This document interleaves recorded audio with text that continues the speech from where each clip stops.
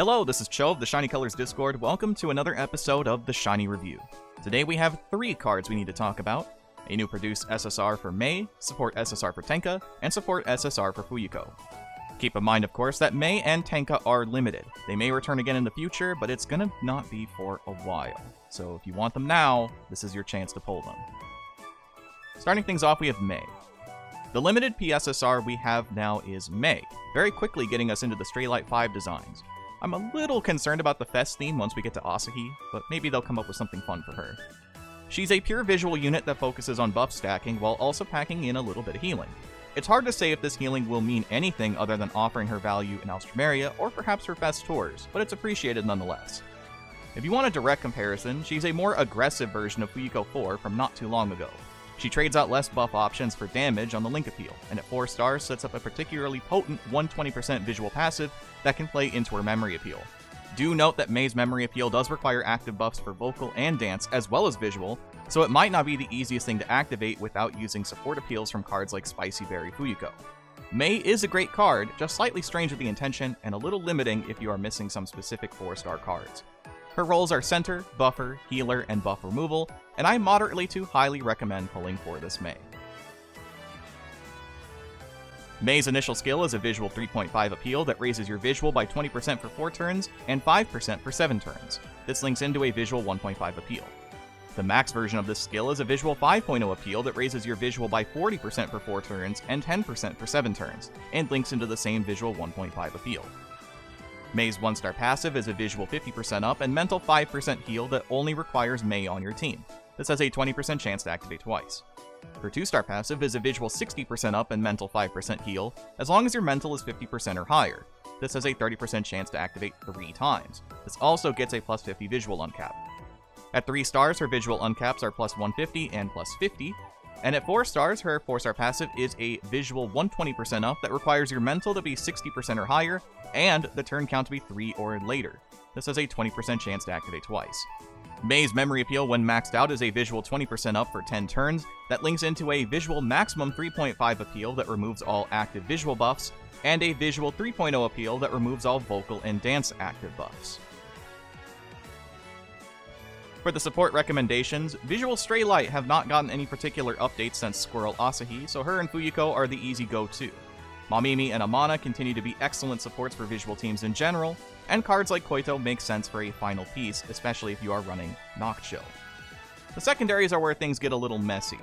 You can put both the Mikoto and Nichika support here, but that's building with the intention of using Mei for visual Shiz thanks to the gold passive, which isn't a bad idea. Yuika contrasts with Mei's 4-star passive, so if you aren't aiming for it, or if you're particularly aiming for a turn 3 memory appeal and then turn 4 something, maybe an Asahi AoE, then you can make use of Yuika. Otherwise, it's a little rough. Torter is also here as well, which will make more sense if you're building for Grad, because Torter 3 is a pretty good option alongside Yuuko 4. As for team recommendations, once again, we have remodeled Visual Straylight. Your center absolutely depends on your preference, but Torter 3 and Fuyu 4 is a popular combination that seemingly should pair well with Madoka 3. If you opt for Mei 5 as a center, consider cards like Rinzai 5 and Juri 4 for potential bonuses.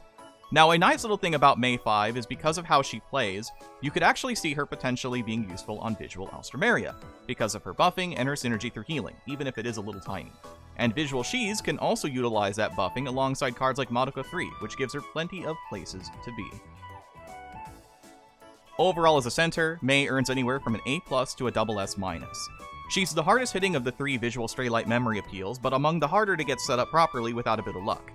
If your goal is to use Spicy Berry Yuuko's support appeal on most of your team, then this setup should give you the highest overall reward. It's a bit trickier to get going than with Yuuko 4, so it all depends on your preference at the end of the day.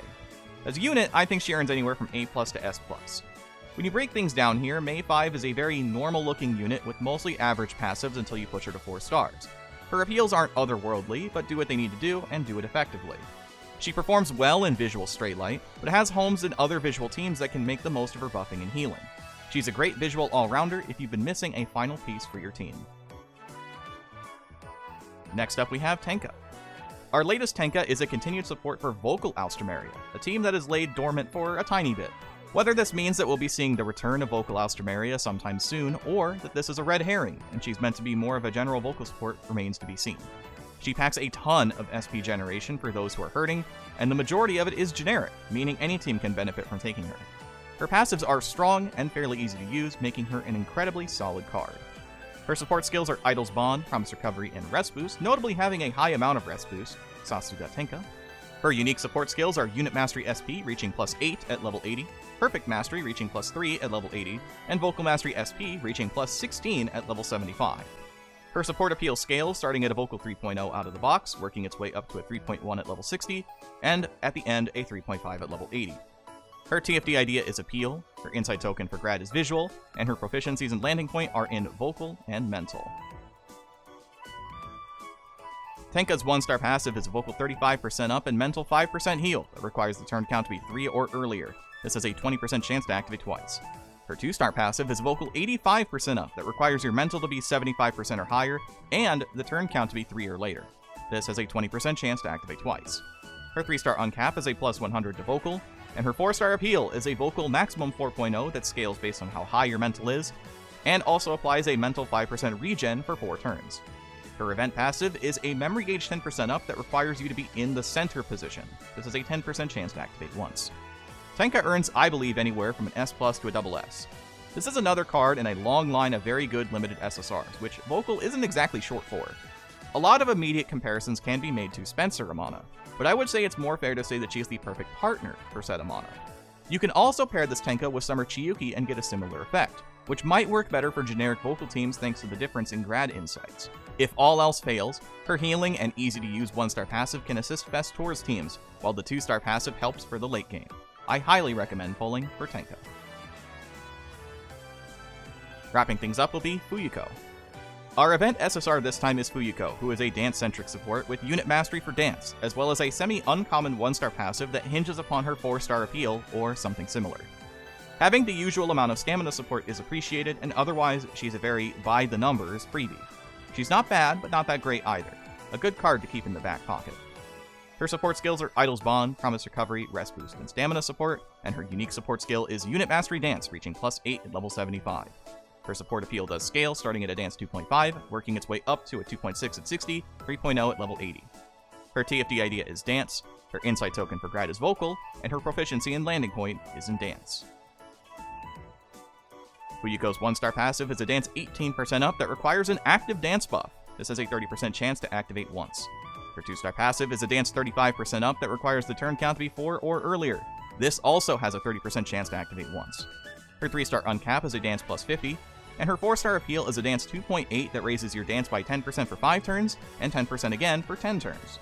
Her event passive is a Dance 20% up that requires Fuyuko on your team, and it has a 40% chance to activate twice. Fuyuko earns a B. Fuyuko is okay. Her 4-star appeal is reasonable for Stray Light, while her passives make perfect sense and stay in line with every other event SSR we've had for a bit. Her having unit mastery is great, but it being Dance can be rough, as more teams will still have issues generating SP. You won't be using this Fuyuko if you have Trick Fuyuko, but she can make do in a pinch. So overall, I would still recommend farming for this Fuyuko while she's here. And that will do it for the video today. Thank you so much, as always, for watching. If you like what you saw, make sure to like the video, and share it around to let people know what we're doing here on the channel.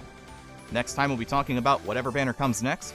We've also, of course, got the Fest Tours mini guide coming up, and maybe even something else. So let's look forward to that soon. I've been Sho, thanks for watching, have a wonderful rest of your day.